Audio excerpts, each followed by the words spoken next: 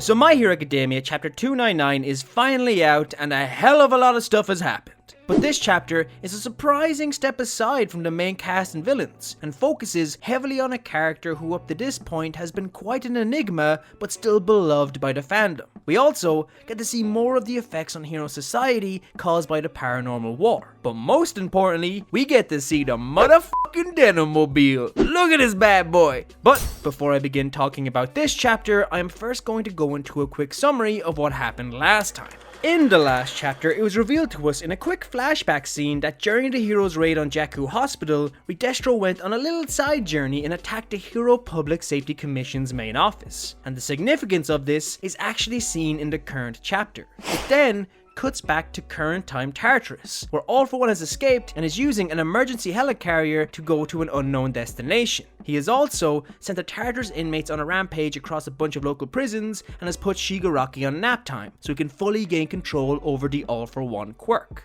The chapter then cuts to 2 days later, where Bakugo wakes up in a hospital bed within Central Hospital, a high-tech medical facility. Here, we see all of our brave heroes battered, broken and bruised after the utterly devastating conflict of the paranormal war. Endeavor is unconscious, and the public desperately want to know what is next for the #1 hero and hero society now that his awful past has been revealed. Shoto, who is currently unable to speak due to the burns he received from Dabi, aka Toya Todoroki, makes a self-declaration that he must be the one to take down his dear older brother. In the midst of these thoughts, he is then visited by his non-evil and insane siblings, as well as a silhouetted figure who can only be his mother Rei. And then, chapter 298 comes to its shocking conclusion with the big reveal that our beloved hero Deku has shown no sign of regaining his consciousness. And now, it's on to chapter 299. This chapter opens up with a flashback to a young Keigo Takami, or as most of us know him as, Hawks, living in his family home as a young child. The house he is living in is actually a rundown shack on the far outskirts of the city, showing us that the #2 hero's youth was far from luxurious. This point is only furthered when the chapter continues, and we get an introduction to both of his parents. Hawks' father, who we've only just recently learned was a villain, bursts into the home roaring at the young boy, asking him why he was in town and if he went there to rat on his dear old dad. Hawks claims that his feathers were tingling and he thought there may have been an accident in town, so he just went in to check. To which his father responds by shouting at him to stop lying and to never leave the house. Now, while all of this is going on, we get our first look at Hawks' mother, whose name is revealed to be Tomi. Tomi is sitting right next to all of this commotion, yet she's completely unfazed and is more interested in trying to get the TV to turn back on. And it's here where we get our first glimpse into Tomi's quirk. Now, it's actually not stated what it is, but she does have 2 spherical eye-like objects floating around her head. Now, judging from Hawks' ability, it can be assumed that Tomi has full control over these 2 objects, which I do believe to be eyes, which is also kind of disgusting. As the scene carries on, it's revealed that Hawks' parents first met when his mother helped his father hide from the police, and shortly after, the young hero was born, to his father's dismay. Hawks' dad says right out that he regrets ever using Tomi's help to escape the police, and if only his son was never born, he would be a free man. Now, there is a hell of a lot to unpack here. From his insane and abusive father, his compliant and codependent mother, to the dysfunctionality of their relationship. Hawks had a pretty horrible upbringing, but it also shows us an important side to heroes. You see, the chapter actually opens up with Hawks saying he always saw heroes on TV, but never actually believed they were real. Now, in a world rampant with superheroes, you would think this is hard to believe, right?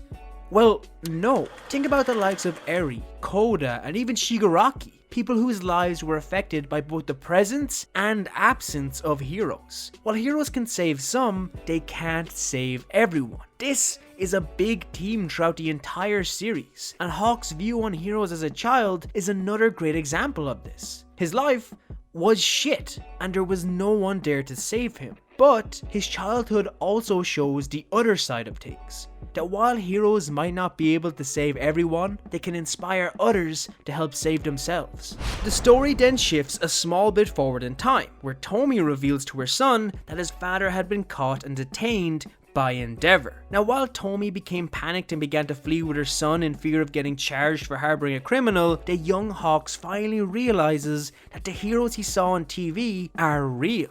His father being taken away wasn't a sad moment in his life, but a happy one. Someone who had always been so cruel and abusive had been brought to justice. Endeavor defeating one villain ignited a spark in a young Keigo that he would carry with him for the rest of his life. As Hawks and his mother fled to the streets, he asks his mother to go to the police to do what he believed was the right thing. But his mother, being so desperate to hide, tells him that he needs to go get money any way possible. Following this up by saying, "You are your father's son, aren't you? Why did I even have you? What are your wings even good for?" After this, the Public Safety Commission arrives and offers to sort out all of their problems if Hawks comes with them. And then it cuts back to current time My Hero Academia, with a severely injured Hawks waking up in a car being driven by none other than Best Jeanist. Here, Best Jeanist informs Hawks that he wouldn't be alive if it wasn't for the medical advancements of Central Hospital. What the hell even is this place? Best Jeanist also reveals that Central Hospital are also the ones who put him in a death-like state, so that Hawks could trick the villains into thinking that he was actually dead. It's also revealed the real plan was to actually get the League to take Best Jeanist's body to the facility where the Nomus were being created. And it had actually been set that he would wake up at the perfect moment to take down whoever was creating them before they tried to turn him into one. Now, I'm not gonna lie, I have a pretty big issue with that entire plan. And that issue is, what if Dobby decided to burn the body? I mean, there was absolutely nothing stopping him from just burning Jeanist to a crisp. He could have been trying to erase the evidence, or just for the giggles knowing him. It's a pretty big flaw, and to be honest, they got really lucky it turned out the way it did. Also, if this was like a coordinated plan, why did Hawks expand his wings like this in this scene with Jeanist? Like, I get it, narratively it looks menacing and makes us think he's the villain or turning evil, but he wasn't trying to be like that intentionally, and he wasn't using them. Was he just stretching? What is this? Anyway, in the midst of this conversation, Best Jeanist quickly brings the car to a halt as he hops out to make quick work of a group of villains ransacking a town who are calling themselves the Binge Boys. I mean, at least it's got alliteration, okay, I'll give him that. As Jeanist is finishing tying up the villains, he asks the locals where all the police and heroes are, to which they reply that they won't come. All of the police are too busy trying to deal with the recent mass jailbreakings, and as soon as the local heroes began to get criticism from everything that has happened, they shut down their agencies and left. With this being said, one man in the back with what is either a prosthetic arm or a metal appendage given to him by his quirk states that heroes don't exist. Now, this is a great parallel to earlier in the chapter when Hawks said the very same thing as a child. And it's also a good example of the current state of hero society. While many heroes didn't get defeated in the war, there are still far less of them now. Also, the close-up on the man's arm could be hinting that he was actually a hero, but he too left because of everything that happened. To help with this situation, Jeanist tells the people that he will get his sidekicks to take care of the area. But at the same time he says this, he also thinks about how this isn't the only place the heroes have abandoned. Once he tells the people his sidekicks will help, it also cuts to a shot of the townspeople cheering. However, more than a few of them don't seem happy at all, further hinting that the image of heroes has been tarnished. It then cuts to Jeanist and Hawks arriving at their destination, Hawks' mother's house. When the two heroes enter, however, Tomi is nowhere to be found, and they discover a note left behind by her addressed to Keigo. The letter states that a group of men arrived demanding to know everything about Tomi and her family, to which she told them everything about Hawks and his father. She also says that she is truly sorry and that she has left to stop being a burden on her son's shoulders. After reading the letter, Jeanist gives his regards to Hawks, but then they do the most frustrating thing I have ever seen.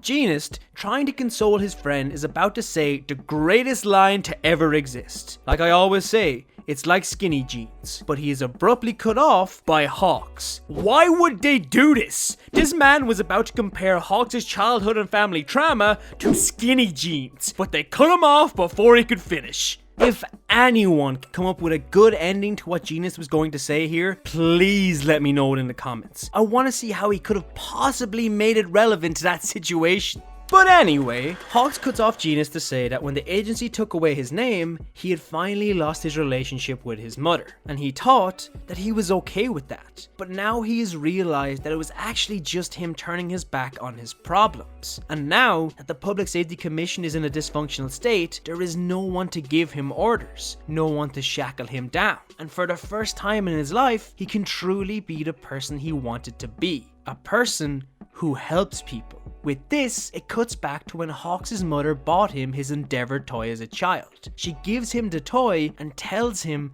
to be strong, just like Endeavor. It then cuts back and Hawks tells Genis that when a person is pushed into a corner, their true nature is revealed. And that is why he believed that Twice was a good person. Because even in his final moments, he did everything in his power to help people.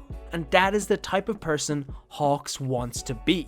It then cuts back to one final flashback of young Keigo saving people with his quirk as his mother's voice echoes. What are your wings even good for? And finally, the chapter comes to an end with Hawks stating that he has to settle this, even if it kills him. And the first place he's going to start is with the person that started off his entire career. He is going to save Endeavor.